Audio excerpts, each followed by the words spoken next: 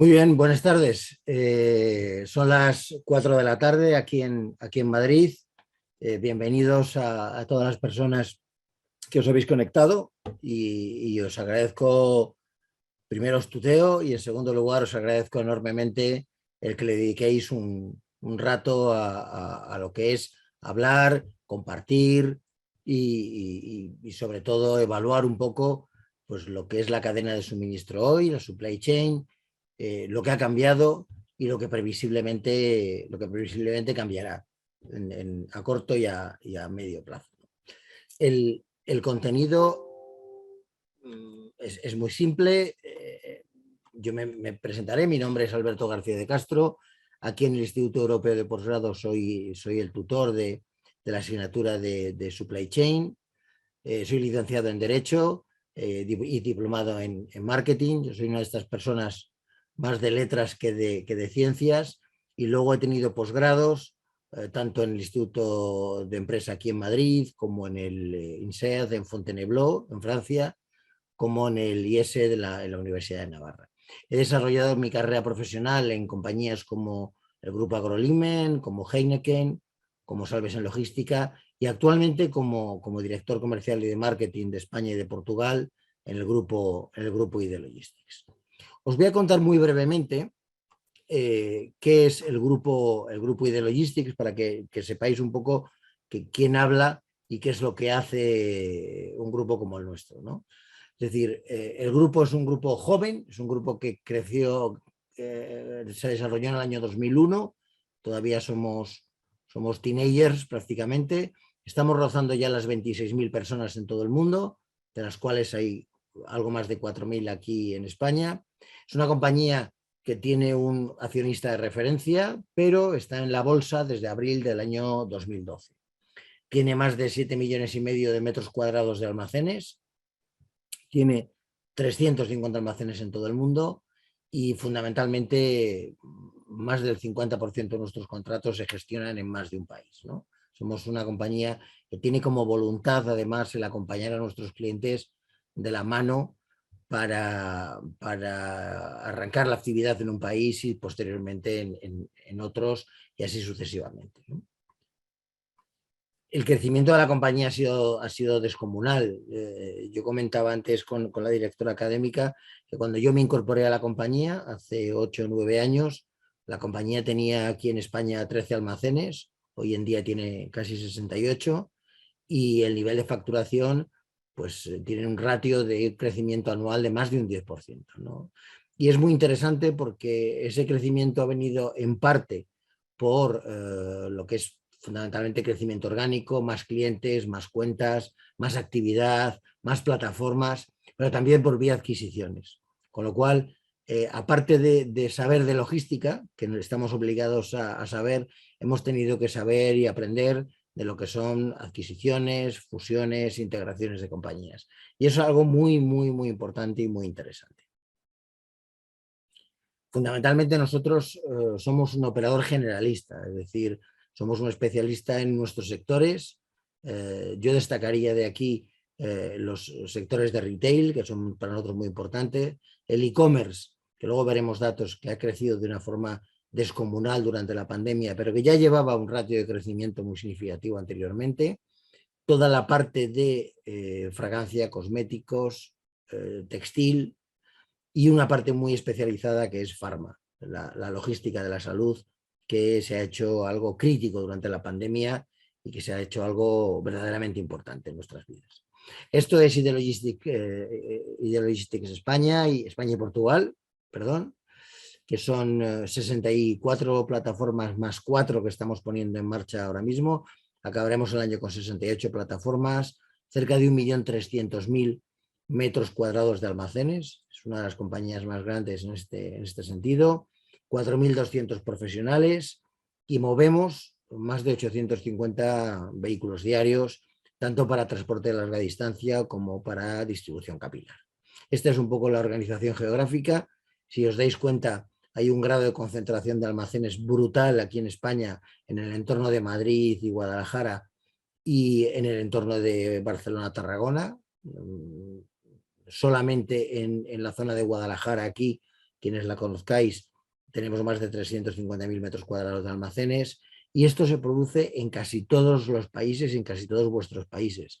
Si analizáis la dispersión geográfica de las plataformas, tienen un nivel de concentración alto alrededor de los núcleos urbanos y alrededor de las grandes concentraciones de población, ¿no? Esto es algo que no solo pasa aquí, sino pasa en cualquier país de Europa y desde luego cualquier país de América Latina. Siempre hay un grado de concentración en el desarrollo logístico muy vinculado a la población y a dónde están los consumidores y las personas al fin y al cabo.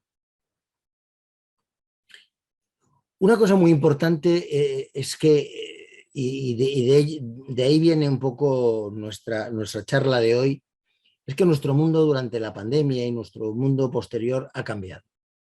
Y ha cambiado en cosas muy simples, pero en cosas también muy importantes.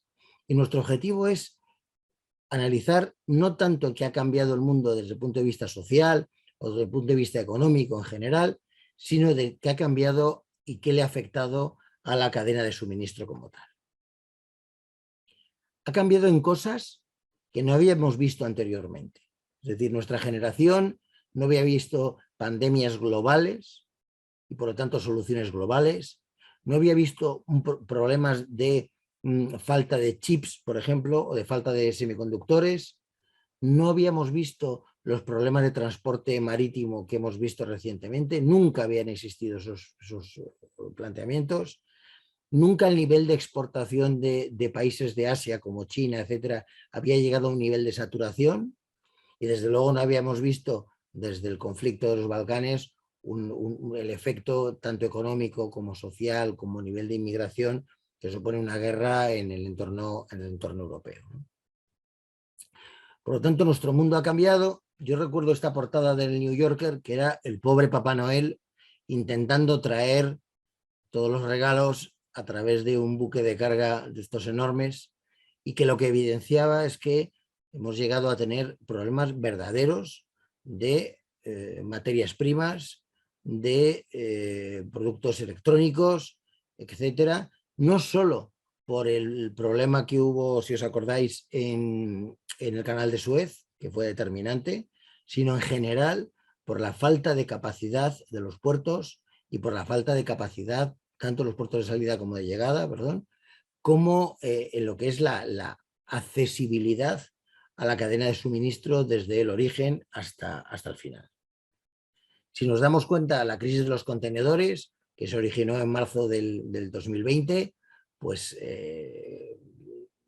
vino añadida o vino de la mano también de la pandemia, ¿vale? Nació en China, que sigue siendo uno de los mayores, por no decir el más, productor del mundo, aunque es verdad que en los últimos 10-15 años otros países se han vinculado a ese nivel de exportaciones brutales, por ejemplo, toda la parte de Vietnam, toda la parte de Camboya y por supuesto la parte de textil, India, Pakistán, etc.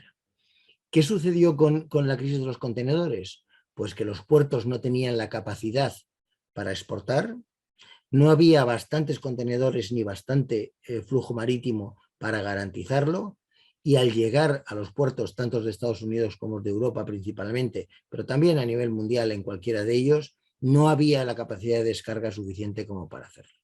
A esto se añadió el tema de la pandemia, es decir, las personas sufrimos todos los efectos que se podrían desde el punto de vista de restricciones de acceso, de personas con enfermedad, de personas con problemas personales. Todo esto hizo una prácticamente tormenta perfecta que motivó y hizo daño brutal a la cadena de suministro. La cadena de suministro está absolutamente vinculada a nuestras vidas, absolutamente vinculada a nuestras vidas. Quiero decir, si nuestro mundo cambia, la cadena de suministro cambia con él. Esto es un axioma casi incuestionable. Pero dentro de estos cambios en la cadena de suministro, yo separaría perfectamente dos tipos de cambio. Los cambios que son estructurales, es decir, que han venido para quedarse, ¿vale? Y cuáles son coyunturales, cuáles son estos que estamos sufriendo, pero que en el tiempo irán modificándose o incluso desaparecerán. Y es muy importante a la hora de entender nuestro mundo, nuestro modelo económico, etcétera, el atacar los cambios estructurales y los modelos estructurales mucho más que los modelos coyunturales, que en sí mismos tienen por su propia naturaleza una temporalidad en el tiempo. Ejemplos de cambios estructurales. Pues yo creo que uno de ellos y el más importante es el desarrollo del e-commerce. Hablábamos en los foros con los alumnos de la asignatura de Supply Chain de que en todos los países, de forma absolutamente general, el desarrollo del e-commerce lo que ha supuesto es avanzar 4 o 5 años en todo lo que se refiere a desarrollo y venta online. Es decir, ahora mismo estamos en los volúmenes que preveíamos para el 2024, 25 y 26. Y esto, la pandemia lo ha empujado sin duda, y esto sí no tiene marcha atrás. Esto es estructural. Es decir, el e-commerce continuará creciendo hasta que tenga un momento de madurez o de saturación que no preveemos que sea antes del 2030 como mínimo. La segunda parte, yo diría, es la automatización y robotización. Lo veremos. Las compañías lo que han estado haciendo en esta etapa es invertir, automatizar y encontrar modelos robóticos cada vez más asequibles económicamente y que su nivel de implantación y de integración cada vez es más, entre comillas, más fácil. No volverá para atrás la gestión de la información, el Big Data, no volverá para atrás esa necesidad de la información, de la predictibilidad, del Internet de las cosas. Ha venido para quedarse y crecerá en este sentido, ¿no? Y también ha cambiado el modelo de transporte convencional. El modelo de transporte convencional por carretera en todos los países cada vez adolece de más problemas, cada vez tiene menos conductores, cada vez los medios son más caros, etcétera. Es decir, la evolución del modelo de transporte hacia un modelo intermodal, hacia combinar diversos factores, es muy importante, y eso ha venido sin duda para quedarse, y esperemos que sea una de las soluciones, además, de los problemas que tiene hoy en día el transporte en todos los países en general. Pero otros son coyunturales, es decir, y cambiarán en el tiempo. Es decir, la escasez de recursos y de materiales que sufrimos actualmente es algo coyuntural. Es decir, esta carestía, por llamarlo de alguna manera, y estos precios desorbitados de las materias primas y la inflación generalizada no se prolongarán en el tiempo, no se prolongarán, no se quedarán de forma estática. El coste de los combustibles fósiles no seguirá en unos ratios tan elevados. El coste del petróleo todavía no ha alcanzado todos los rankings que hemos tenido en otras épocas, incluyendo las crisis de los años 70 y de los años 90, pero aún así es previsible que a medio plazo vuelvan a bajar y se coloquen en una posición más normal. Y luego otros hábitos, como los hábitos del teletrabajo, yo diría que se racionalizarán. Los datos en España son concluyentes, es decir, España era un país, por ejemplo, en el cual el teletrabajo no estaba muy implantado en la sociedad. En Estados Unidos quizá un poco más, y en Europa Central mucho más. En Sudamérica tenía unos ratios similares a los que tenía aquí en España, y los datos son muy concluyentes. Es decir, en el año 2019 se creció enormemente, y a partir del 2020, 2021, 2022, la cifra ha bajado un poco y se estabilizará con unos ratios bastante razonables. Si veis en el slide a este pobre padre que está intentando trabajar en su casa y su preciosa hija, pues está ahí estropeándole el trabajo que ha hecho durante casi todo el día. El teletrabajo es un factor social, pero es un factor que no continuará al ritmo que teníamos en el 2019 y en el 2020 con toda seguridad. ¿Qué ha cambiado en la cadena de suministro? ¿Qué es diferente hoy en la cadena de suministro con estos cambios desde el punto de vista económico, sociales, etcétera? Podríamos decir que ha cambiado todo, es decir, ha cambiado, si analizamos todos los factores que tiene, ha cambiado principalmente el consumidor.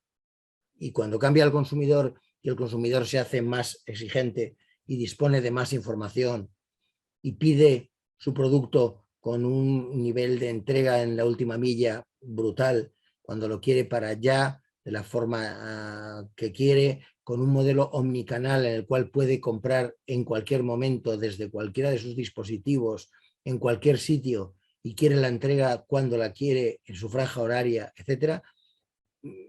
Eso determina que toda la cadena de suministro, lo que hay detrás, ha cambiado. Ha cambiado el diseño de los productos, ha cambiado el modelo de producción, ha cambiado la predicción de la demanda, que cada vez es más difícil, ha cambiado tanto el transporte primario como la última milla, la gestión del stock y el aprovisionamiento, ha cambiado absolutamente todos los elementos que integran la cadena de suministro. Yo voy a destacar varios nada más. El primero es que durante la pandemia y la fase posterior se ha puesto en valor la logística y la cadena de suministro. La logística durante muchos años era un coste para las compañías y se consideraba así como tal. Y era algo que, bueno, se sabía que los productos llegaban a los hipermercados y llegaban a todos los sitios, pero no se sabía bien cómo ni de qué manera. Bueno, sí, unos camiones y esto se trae de algún puerto, etcétera.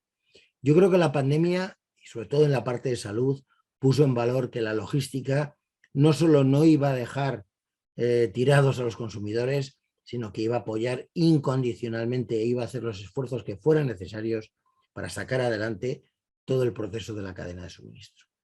Yo recuerdo, y voy a daros un ejemplo español, yo recuerdo las primeras vacunas que entraron aquí en España, que fueron las vacunas de Pfizer. Las primeras vacunas entraron en un almacén que gestiona Ideologistics, nuestra compañía, en Cabanillas del Campo, en Guadalajara. Entonces esperábamos 500.000 vacunas. Bueno, yo oía por televisión, España no sé si tiene la capacidad, no sé si tiene la capacidad logística de asumir este flujo. Bueno, cuando llegaron las primeras 500.000 vacunas, ocupaban 2 palets, ¿vale? Los que sabéis un poco de logística, un tráiler tiene más o menos 33 palets y esto eran 500.000 vacunas. ¿Qué quiere decir esto? Que los operadores, que las compañías, etcétera, tenían una capacidad sobrada para mantener la cadena de suministro, que tenían una capacidad tanto en medios como a nivel profesional sobrada, y eso se ha transmitido a la sociedad. La sociedad hoy entiende que la logística es un valor fundamental. Dentro de unos días es el Día Internacional de la Logística y la logística ha crecido y sobre todo ha ganado mucho en respeto para absolutamente todo el mundo. En segundo lugar, la logística ha sido siempre un sector de mano de obra intensiva, es decir, muchas personas en los almacenes, mucha manipulación. Lo que se ha visto en este proceso y se va a ver más de cara a la inversión es que la robotización, la automatización de los procesos va sustituyendo poco a poco a la mano de obra intensiva, que antes suponía más de un 80% de los costes de un almacén. La tercera es que la tecnología es una ventaja competitiva, pero lo será todavía más. Es decir, quien apueste por los valores tecnológicos, quien apueste por la inversión tecnológica, será quien tenga una ventaja competitiva sobre las personas, perdón, sobre las empresas en las cuales sigan manteniendo la mano de obra intensiva como eje fundamental del desarrollo de las operaciones. El incremento de la inversión tecnológica, fundamental. Quien no tenga capacidad para invertir en cualquier país estará un paso atrás frente a las compañías que sí tienen esa capacidad y a los operadores logísticos que sí la tienen. El consumidor cada vez más exigente, con un modelo omnicanal absolutamente presente, pidiendo desde su teléfono, desde su pantalla, pidiendo desde una pantalla pública, pidiendo desde cualquier sitio, lo quiere ya, lo quiere rápido, lo quiere al precio competitivo, quiere poder comparar proveedores y comparar productos. Es decir, todo este aspecto ha cambiado. El consumidor, iba a decir, se ha hecho, nos hemos hecho enormemente exigentes en esta etapa. Hay un efecto que se ha producido en todos los países en general. En Europa, desde luego, ha sido muy claro, pero también se ha producido en América Latina y también se han producido en Estados Unidos, que es la concentración de los operadores logísticos. Cada vez hay menos operadores y cada vez son más grandes. Luego volveremos sobre este tema. Y junto a esta inversión de carácter tecnológica, hay una inversión inmologística. Esto en algunos países de América Latina es clara, cada vez se están abriendo más almacenes, cada vez hay una mayor inversión desde el punto de vista de almacenes, cada vez hay más compañías dedicadas a la creación de almacenes porque se necesitan almacenes especializados, de frío, de tránsito, almacenes de puerto, almacenes que sean puntos referentes tanto a nivel general como almacenes de última milla y que puedan hacer en reparto en grandes áreas urbanas. Esa inversión inmologística es muy importante. Cambios en la legislación logística y laboral. Esto en la Unión Europea es muy claro y en España está afectada. En España ha tenido un movimiento en los últimos años sobre normativa laboral, que es un movimiento que se comparte en otras muchas partes del mundo. Es decir, cada vez las relaciones laborales son más sofisticadas, cada vez la presión social, la presión sindical, etcétera, es mayor sobre los legisladores, y esto va a motivar que nuestro mundo cada vez vaya cambiando y se va sofisticando. Y sobre todo, todos los que hacemos actividad logística tenemos que adaptarnos a este tipo de cambios, ¿no? Y también un incremento en la inversión en formación. Si cada vez hay mayor tecnología, si cada vez hay mayor robotización, etcétera, tenemos que gastarnos el dinero en invertir en la formación de las personas para que se adapten a este empujón tecnológico que ya nos tiene absolutamente invadidos. Pero vamos a ver cada una de estas que hemos comentado hace un momento, ¿no? La primera es la puesta en valor de la logística. Es decir, yo creo que todo el mundo ha descubierto la logística como algo importantísimo en nuestras vidas y que si mañana la cadena de suministro se parara, nos encontraríamos no solo con problemas de abastecimiento y de suministro, sino con problemas absolutamente vitales. Esto se ha dado cuenta la sociedad y gracias a Dios se ha dado cuenta el consumidor. En segundo lugar, la inversión brutal en robotización y en la tecnología como ventaja competitiva. Si estáis viendo la pantalla, en el lado derecho de la pantalla estáis viendo unos robots Locus, que es un almacén que hay aquí en España, que gestiona nuestra compañía, que tiene 80 robots de estos, que son robots de asistencia al picking. ¿Qué significa esto? Que los almacenes cada vez y la logística cada vez dependerá menos de las personas y de la mano de obra y depende ya más de la digitalización, dependerá más de los técnicos y dependerá más del diseño de los procesos que de la pura mano de obra a la hora de realizar las operaciones. Este es un gráfico que está publicado a nivel general, en la cual preguntaban a los CEOs y a los directores generales de varias compañías cuánto se había acelerado la digitalización de su empresa en todo este periodo, desde el año 2017, 18 y 19. Bueno, yo creo que es brutal, es decir, la digitalización tanto en las operaciones como en la experiencia con el cliente, como en los canales de trabajo, como en los modelos de inteligencia artificial y de predictibilidad, han crecido de una forma brutal, pasando de esos 50, 40, 50% que tenía a 70, 80%. Es decir, la aceleración del mundo digital ya es completamente imparable. Hablábamos antes de la omnicanalidad, no voy a profundizar mucho más en ello. Venimos de un mundo en el cual el consumidor podía hacer un pedido perdón, a través de un canal, que era la tienda física. Esa evolución luego fue bicanal, era la tienda física y la tienda virtual, y posteriormente el consumidor pide hacer un pedido con el precio que quiere, con la comparativa que quiere, a través de redes sociales, a través de teléfono y de asistencia, a través de una web, a través de su móvil fundamentalmente, a través de boutiques virtuales. Es decir, quiere poder acceder a los productos de cualquier forma, en cualquier momento y de cualquier manera. Y por supuesto a un precio competitivo.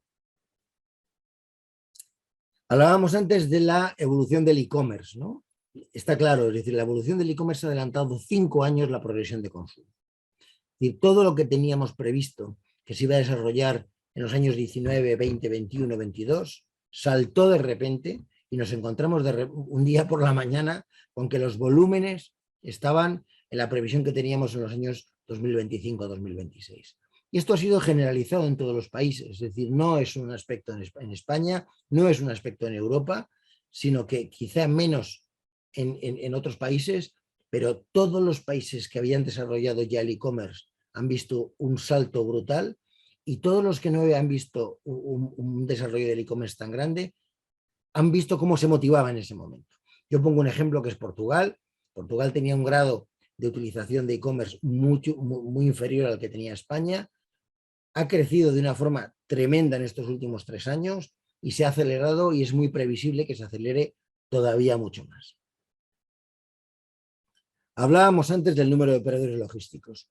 En España, los datos que nos da DBK, que es uno de los fuentes más razonables, más serias y más fiables, decía que operadores logísticos como tal se han reducido en número de un 17%.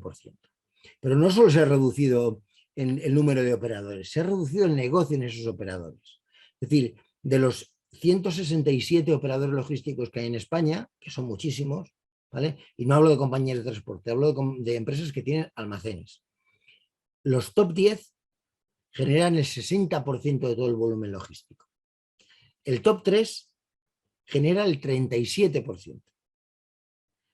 Y las otras 157, que están ahí trabajando duramente por sacar adelante sus cuentas de resultados y sus números, solo gestionan el 40% prácticamente.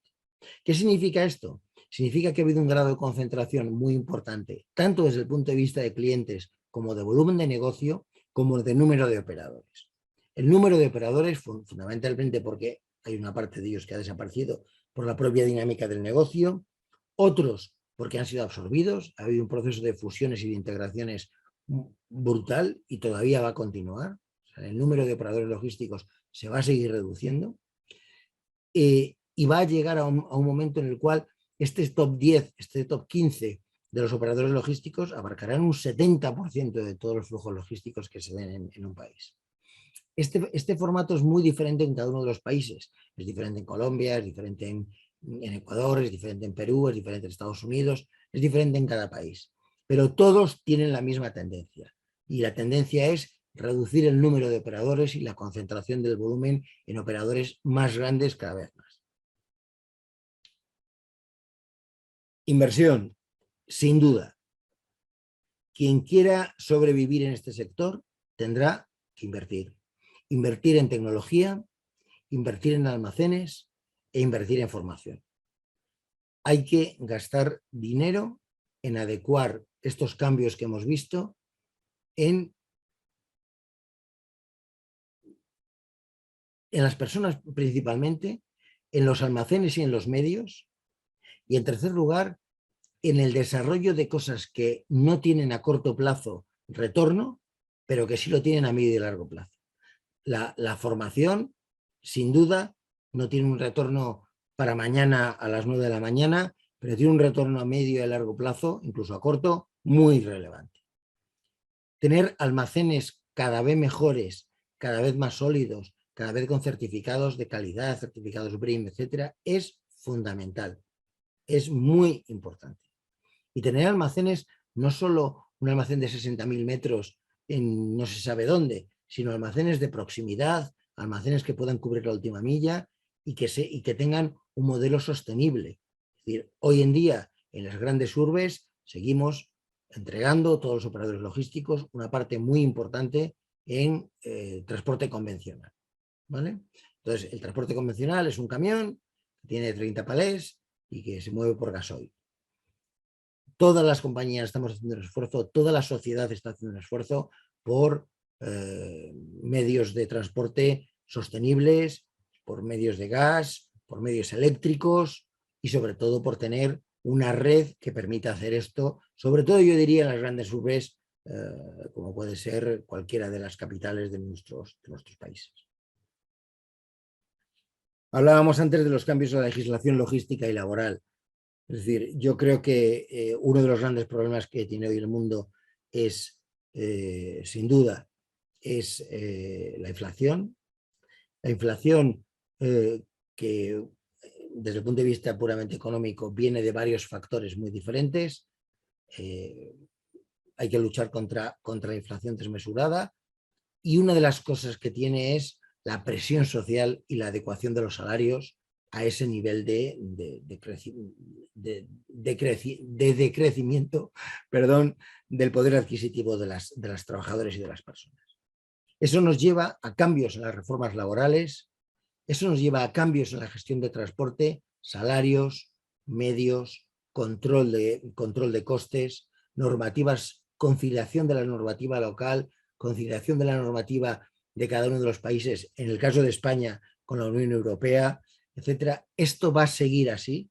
Vamos a estar muy pendientes de las progresivas reformas laborales, del control de los costes, de la gestión del transporte, etcétera. Esto, el ámbito legislativo cambiará y va a continuar cambiando durante mucho tiempo. ¿Y cómo va a ser nuestra visión de futuro más o menos inmediato? Pues yo diría que estamos en una etapa de difícil predictibilidad. Es difícil predecir qué es lo que va a pasar ahora. La situación económica no es buena.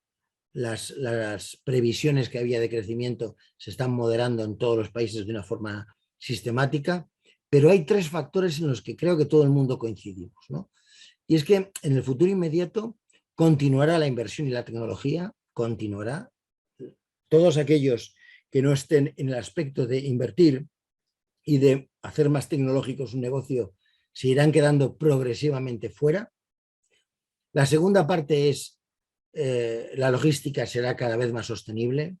Cada vez la logística tendrá almacenes que solo estarán enganchados a la corriente procedente de fuentes sostenibles. Esto es incuestionable. Y tercero, el consumidor seguirá siendo el rey, seguirá siendo la clave de la demanda, seguirá siendo el objetivo de todas las compañías, y esa mezcla de tres cosas nos llevará a modelos de empresa diferentes.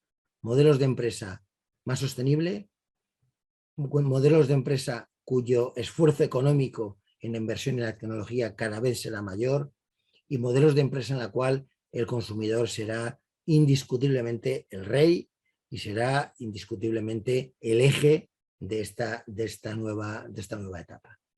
¿Qué va a pasar después? ¿Hasta dónde se va a notar el efecto de la guerra, del conflicto en Rusia y en otros países que están fronterizos con Rusia? Todavía no lo sabemos, no sabemos cuánto durará el conflicto, esperemos que dure muy poco, pero si es un conflicto de larga duración, es muy probable que los efectos económicos se vayan suavizando progresivamente. Es cierto que el incremento del coste de materias primas, que hablábamos antes, es un efecto coyuntural, se irá suavizando, irá habiendo cambios progresivos, pero lo que es incuestionable son estos tres globos que veis en la presentación, con este robot que nos mira con cara de malos amigos. La inversión y la tecnología van a seguir presidiendo nuestra vida. La logística y toda la actividad de cadena de suministro será cada vez más sostenible, y el consumidor será el rey. El consumidor será aquel que quiere lo que quiere, como lo quiere, de la forma que quiere y al precio que quiere. Y si no nos adaptamos a ese modelo, no estaremos haciendo una de las cosas más fundamentales y más importantes de la cadena de suministro, que es adaptarse permanentemente a un mundo continuamente cambiable. Si pensamos que después de la pandemia y después de la guerra de Ucrania se ha acabado y volveremos al mundo anterior, nos equivocamos. No volveremos al mundo anterior. El mundo que nos espera es un mundo más tecnológico, es un mundo más sostenible, en la cual iremos despacio, lo que nos permita nuestro nivel económico a ese mundo más sostenible, y el consumidor cada vez será salvajemente, y si me permitís la palabra, más exigente, y querrá un mayor nivel de demanda al cual estamos abocados y obligados a atender. Y este es un poco lo que quería compartir con vosotros: nuevos tiempos, pero también nuevos retos, nuevas formas de entender. Y este slide para mí es muy significativo y es en un mundo que vemos muy gris ahora y que vemos lleno de problemas, llenos de conflictos, con una inflación desbocada que no conseguimos parar, con un nivel de paro todavía alto en muchos países, con una falta de mano de obra especializada muy significativa, con la falta de materias primas y unos precios desorbitados, yo quiero ver una puerta de esperanza. Yo creo que el ser humano ha dado una lección de por qué hemos sobrevivido a la pandemia a pesar de todo lo que hemos dejado por el camino, por nuestra capacidad de resiliencia, por nuestra capacidad de resistencia y de adaptación a mundos modernos. Y hoy que vemos de una forma terriblemente negativa nuestro presente, yo diría que deberíamos de verlo con un cierto nivel de esperanza, quizá no en este año 2022, pero sí en el 2023, 24, 25, y quizá el escenario a 4, 5, 6 años será muy superior, mucho mejor desde el punto de vista específicamente de la cadena de suministro que el que tenemos ahora. Muchísimas gracias a todos. Yo voy a intentar contestar todas las preguntas que pueda desde el punto de vista del chat. La primera que veo aquí es la presentación. Por supuesto se comparte, vamos a compartir el vídeo completamente y la vamos a compartir en PowerPoint a vuestra disposición. Creo no haber contado tampoco ningún secreto, es decir, lo que he compartido con vosotros son un conjunto que está más cerca del sentido común que de la definición técnica y como tal de lo que es hoy la cadena de suministro. Una cadena que ha cambiado y que va a seguir cambiando en el futuro en base a estos 3 globos que veíamos hace un momento y que determinarán lo que es el futuro a medio y a largo plazo. Encantado de contestar a vuestras preguntas. Queda abierta, por favor, la ronda de preguntas y de respuestas e intentaré contestar a todas las que pueda.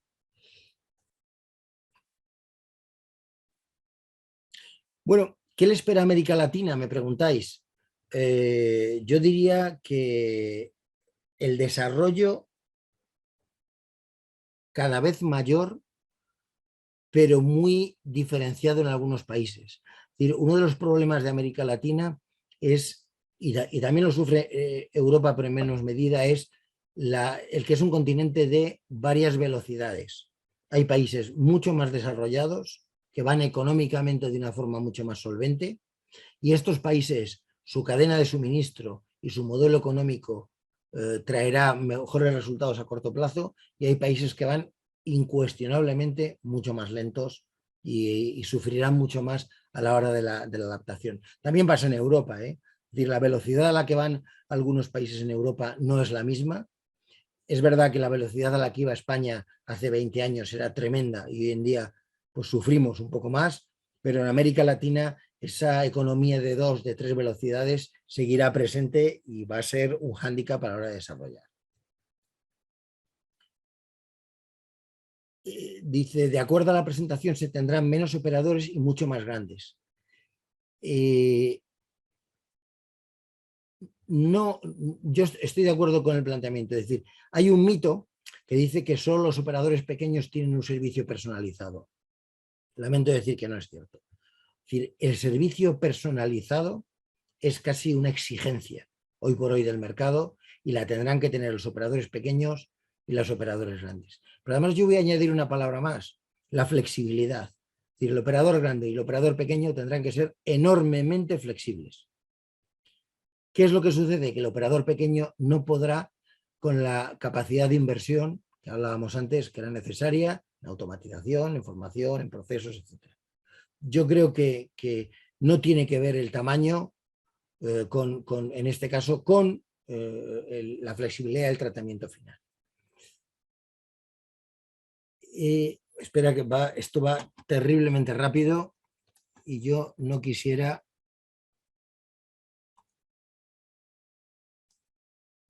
Voy a intentar poner esto un poco más grande.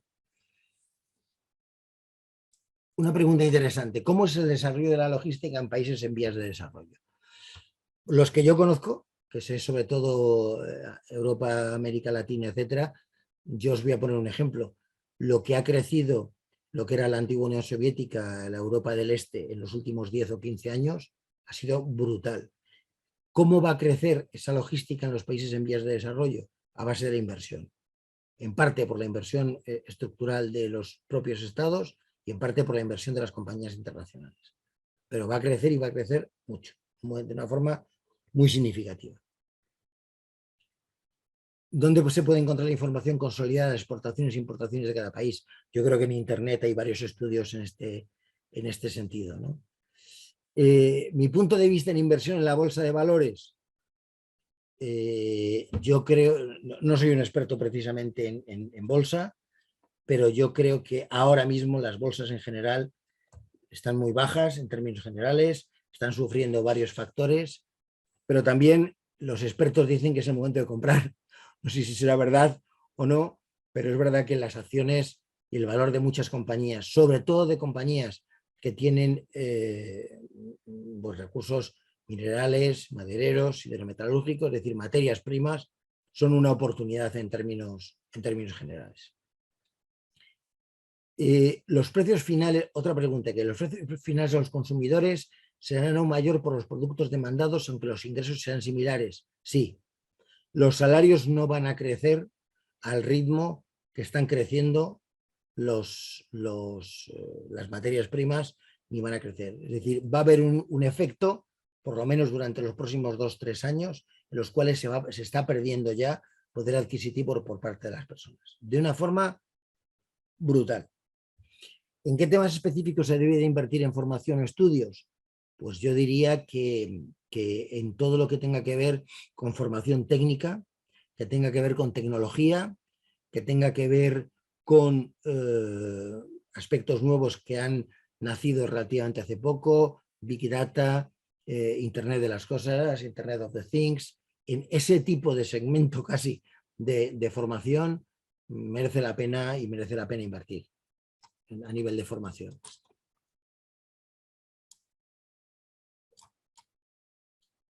Me decíais alguno de vosotros que la tecnología avanza muy rápido y el consumidor de hoy está inmerso en esa vorágine consumista, ¿no? Desde el punto de vista de pequeñas compañías en términos de cadena de suministro, yo diría que las pequeñas compañías tienen la ventaja de trabajar en un segmento de mercado, o sea, descubrir los nichos, especializarse, ¿vale? Y atender al consumidor que busca ese tipo de especialización, ¿vale? Yo diría que las compañías, pequeñas y medianas compañías, son las compañías por excelencia a nivel de especialización. Y ahí es donde pueden encontrar el éxito en general, ¿no?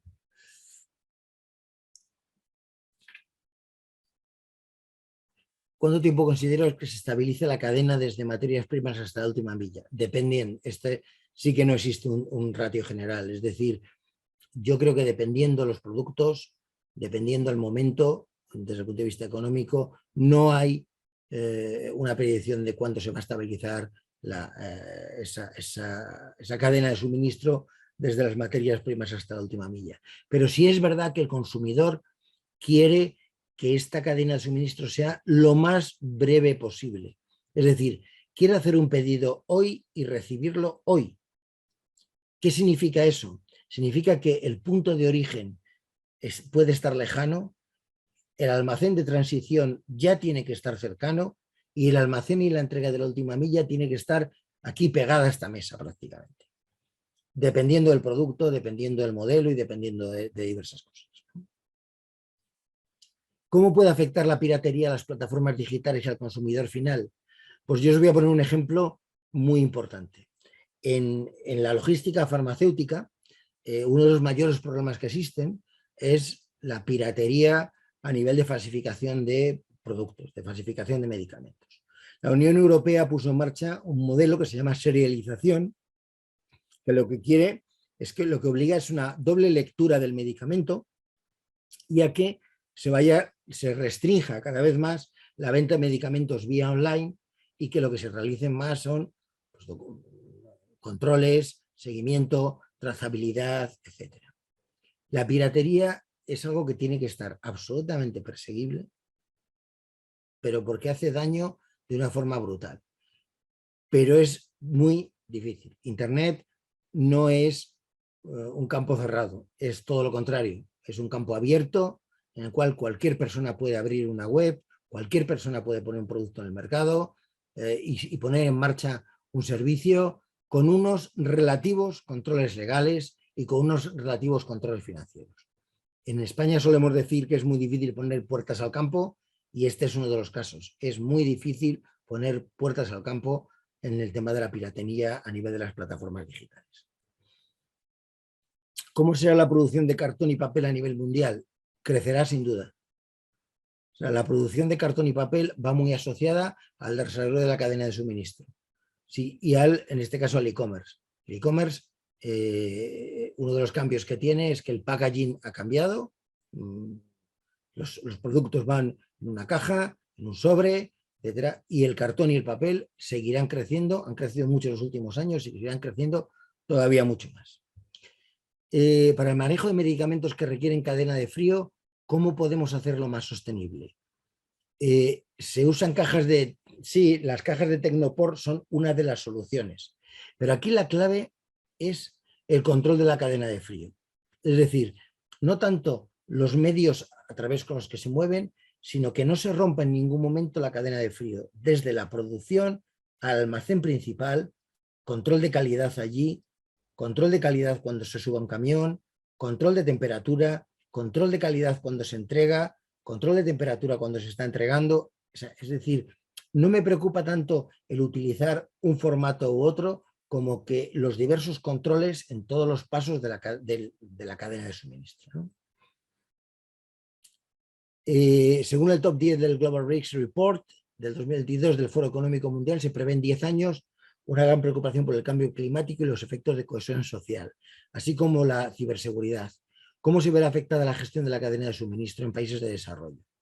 Yo aquí voy a ser muy drástico, y es, yo creo que hay una parte del mundo occidental que está haciendo esfuerzos desde el punto de vista medioambiental, pero hay una parte que todavía no está haciendo esos esfuerzos. El gran fabricante que es China, pues su nivel de control de las emisiones es, no diría que cero, pero es tendente a cero. En otros países pasa exactamente lo mismo. Es decir, quien está haciendo un esfuerzo en este sentido es Europa, algunos países de América Latina y en menor medida Estados Unidos, porque durante la época de Trump se frenó enormemente el control de todo lo que es los problemas medioambientales, pero hay grandes fabricantes que todavía están en un nivel de control cero. Mientras no consigamos obligar a ese tipo de países al compromiso de plan de sostenibilidad de la Unión de las Naciones Unidas, estaremos trabajando solo sobre un 20 y un 30% de la población mundial. ¿Cómo se prevén las actividades del campo en los próximos años? Pues no tengo experiencia en este sentido, pero hay dos factores muy importantes. El primero es el incremento y la carestía de los costes, y el segundo son los márgenes muy reducidos. Yo creo que el campo, es decir, todo lo que tiene que ver con la industria agrícola, agropecuaria, etcétera, tiene y seguirá pasando unas etapas muy, muy complicadas en los próximos años. Es una opinión muy personal, ¿eh? ¿Y cómo están los ingresos a nivel de forma de transportes aéreo, marítimo y terrestre? ¿Qué mueve más la economía? A ver, dependiendo de los países, terrestre sigue siendo la clave. Es decir, es verdad que el primer transporte es marítimo porque proviene de los países que hablábamos antes del tercer mundo y ese primer empujón marítimo es muy importante. Pero luego todo el resto es terrestre en un 70% y es aéreo en apenas un 12 o un 15%. El transporte terrestre sigue siendo el eje del movimiento de la economía en términos generales.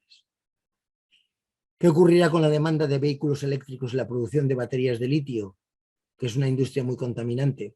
Pues yo diría que tendrá que sufrir las restricciones legales en todos los países. Y esto sí que es un tema bastante complicado. La demanda de vehículos eléctricos para la parte logística es importante, pero ahora mismo la entrega de un vehículo eléctrico, de una furgoneta eléctrica o de un camión eléctrico, tiene una media en algunos países de 8, 10, 12 meses. Es decir, todavía no se está fabricando y todavía no hay una apuesta general desde el punto de vista de los operadores y de las compañías por el eléctrico, pase lo que pase y caiga quien caiga. Todavía se está haciendo una apuesta, yo diría que de forma moderada. ¿Cuándo podríamos esperar una estabilización de precios en fletes marítimos y del mercado en general? Yo diría que si terminara la guerra de Ucrania o la guerra se estabilizara, es decir, que fuera una guerra de baja intensidad, los precios tenderían a estabilizarse. Pero a nivel de fletes marítimos hemos visto cómo el movimiento de un contenedor de 40 pies pasaba de 2.000, 3.000, 4.000 euros, procedente de China, a 12.000. No es normal. Es decir, volverá a un nivel de precios, no al nivel de precios iniciales. Hablábamos antes de los cambios que han venido para quedarse y de los que no. No volverá a los precios iniciales, pero se estabilizarán muy probablemente en 2023, 2024. No antes, desde luego.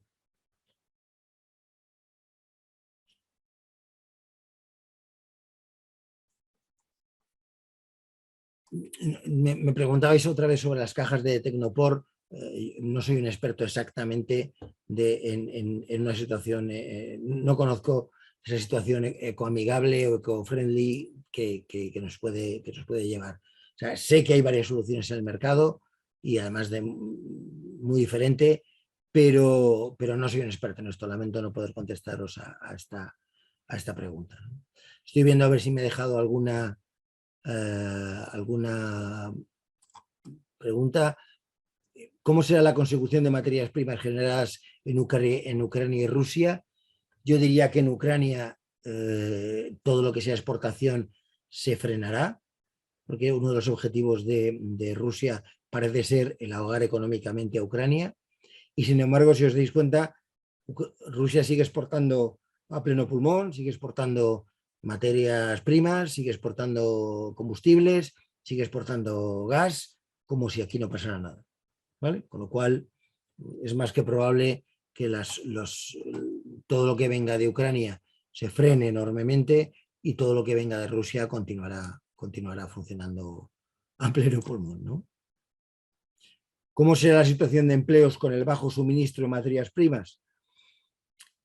El suministro de materias primas lo que nos lleva es a una desaceleración de la producción y por lo tanto a una pérdida de empleo muy significativa. Todos los empleos que sean mano de obra directa, los empleos, lo que se denominan, los yanquis lo denominan los blue collar, sufrirán mientras las compañías no tengan la capacidad de producir.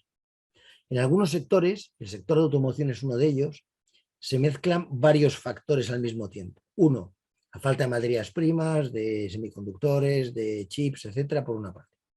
Dos, la falta de definición del vehículo eléctrico o la capacidad técnica de vehículos eléctricos que empieza a ser de mayor autonomía, pero todavía es pequeña. Tres, la falta de materias primas puramente de aluminios, etcétera. Cuatro, la falta de materias primas que vienen del petróleo por el encarecimiento. Todo eso que está llevando a que España, que es uno de los grandes productores europeos de vehículos, de coches, de vehículos de turismo y también de vehículos, perdón, de vehículos industriales, ha perdido y continuará perdiendo lamentablemente el número de empleos. Es incuestionable. Mientras no se recupere el suministro de materias primas, no se recuperará en gran medida el empleo. Me preguntáis quién es el país o la región que hará la logística de suministro de insumos y equipos para la transición energética mundial. No lo sé, sinceramente. Pero yo diría que los equipos, la parte tecnológica y los equipos seguirán viniendo de Asia, la parte textil seguirá viniendo de Asia y algunos países de Europa, es decir, la parte de Polonia, Rumanía, Bulgaria, Chequia, etcétera, seguirán teniendo algo que decir desde el punto de vista tecnológico. Pero es difícil de predecir esto. No creo que haya grandes cambios a corto y medio plazo sobre quiénes son los países productores y quiénes son los países demandantes de materias primas. ¿Cómo será el suministro de productos químicos para la elaboración de productos de limpieza? Todo lo que dependa del petróleo, y los productos químicos en parte dependen del petróleo, continuarán durante un tiempo la escalada de precios y los productos de limpieza se irán encareciendo progresivamente hasta que lleguen a un punto de estabilización. Ya hemos visto en otras épocas de la historia el petróleo, la primera vez que el petróleo se puso a $70 era horroroso, luego cuando se puso la primera vez por encima de los $100, Dios mío, era terrible. Se superaron estas etapas, se superó la etapa de los combustibles, se superó la crisis de los años 70, volverá a ratios mucho más normales y volverá, pero hoy por hoy el impacto del coste en los productos químicos de los productos de petróleo supondrá que seguirán siendo caros y cada vez más caros.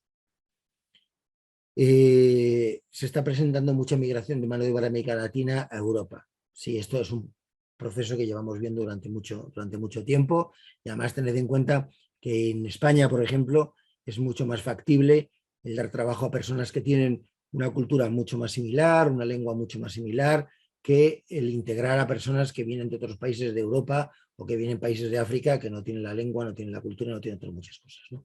Teniendo en cuenta que ya hay baja el número de empleos, ¿cómo será el impacto de esta migración en la mano de obra a nivel de cadena de suministro? ¿Crees que podrá afectar al tema salarial y a la calidad de mano de obra? Yo creo que no afectará al tema salarial. Los salarios van a continuar subiendo. Me parece que el hecho de la inmigración ya lo hemos vivido. Hay un porcentaje muy alto en los almacenes de mano de obra que proceden de países de América Latina y los salarios no tienen por qué ser menores. Es decir, antes hablábamos de los cambios a nivel legislativo. El convenio es el convenio, la persona procederá de América Latina, procederá de donde sea, pero el convenio de aplicación tiene que ser un convenio de aplicación lógico, racional y legal. Y la calidad de la mano de obra, yo creo que cuando vivíamos ese proceso de la calidad de la mano de obra de países que tenían un menor nivel de desarrollo, ¿vale? Pues se notó un gap en un momento determinado, quizás hace 10 o 15 años.